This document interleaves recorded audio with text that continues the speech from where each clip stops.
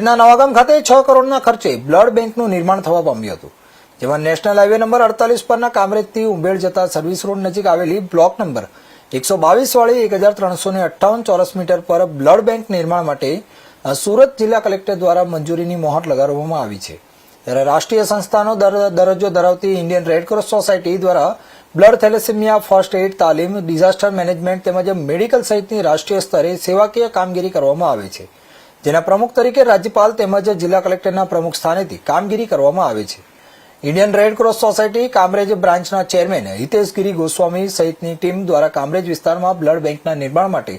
8 વર્ષ અગાઉ કવાયત હાથ ધરવામાં આવી હતી, જે અંતે સફળ રહેવા પામી હતી. ફળ સ્વરૂપે નવાગામ સર્વિસ રોડને અડીને આવેલી ખાડી નજીક બ્લડ બેંક માટે ફાળવેલી જમીનને સમતળ કરવાની કામગીરી પણ શરૂ કરી દેવામાં આવી હતી. રાષ્ટ્રીય ધોરીમાર્ગનો દરજ્જાવાળા નેશનલ હાઈવે 48 કામરેજ વિસ્તારમાંથી પસાર થાય છે.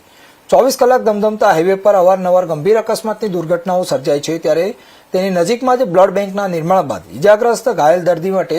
આકસ્મિક સંજોગોમાં બ્લડ માટે દૂર દૂર સુધી જવાની સમસ્યાનો પણ અંત આવશે. નવનિર્માણ બ્લડ બેંક સાથે physiotherapy centre, generic medical stores, pathology laboratory, dental clinic, ambulance સેવા તેમજ ફર્સ્ટ એડ, ડિઝાસ્ટર મેનેજમેન્ટ તાલીમ કેન્દ્રની સુવિધાઓ પણ ઉપલબ્ધ થશે.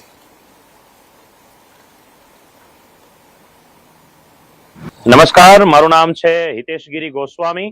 Indian red cross society Kamrej taluka બ્રાન્ચના ચેરમેન તરીકે મારી જવાબદારી છે.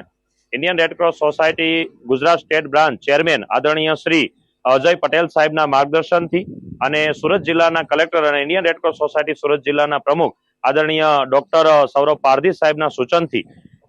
કામરેજ 4 રસ્તા પાસે દાદા ભગવાન મંદિરની બાજુમાં ઇન્ડિયન રેડક્રોસ સોસાયટી કામરેજ તાલુકા બ્રાન્ચને 1358 ચોરસ મીટર જગ્યા કે જે બ્લડ બેંક બનાવવા માટે ફાળવવામાં આવી છે. આ જગ્યાનો વિશેષ ઉપયોગ આપણે સૌ કોઈ જાણીએ છીએ કે કામરેજ 4 રસ્તાથી નેશનલ હાઈવે પસાર થઈ રહ્યો છે. અવારનવાર અકસ્માતો થતા હોય છે અને અકસ્માતોમાં લોહી લેવા માટે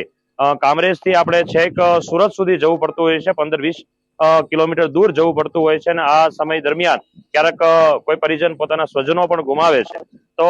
આવનારા સમયની અંદર એટલે કે 1.5 વર્ષના સમયકાળમાં ઇન્ડિયન રેડક્રોસ સોસાયટી કામરેજ તાલુકા બ્રાન્ચ દ્વારા સૌના સાથ અને સહકારથી અહીંયા બ્લડ બેંક માટેનું ભવન એ તૈયાર થવાનું છે, જેનો સમયકાળ લગભગ 1.5 વર્ષમાં આ ભવન બનીને તૈયાર થશે અને બ્લડ બેંક બની જશે, જેથી કરીને અહીંયાની કામરેજની જનતા અને રોડ ઉપર થતા અકસ્માતો કે પ્લસ જે સગર્ભા બહેનો છે કે જેને રક્તની જરૂરિયાત હોય છે, એ તમામ બહેનોને સરળતાથી અહીંયાથી રક્ત મળી રહે તેવી સુંદર મજાની એક વ્યવસ્થા ઇન્ડિયન રેડક્રોસ સોસાયટી કામરેજ તાલુકા બ્રાન્ચ દ્વારા કરવામાં આવશે અને સાથે અલગ અલગ પ્રકારની સેવાઓ જેમ કે પેથોલોજી લેબોરેટરી,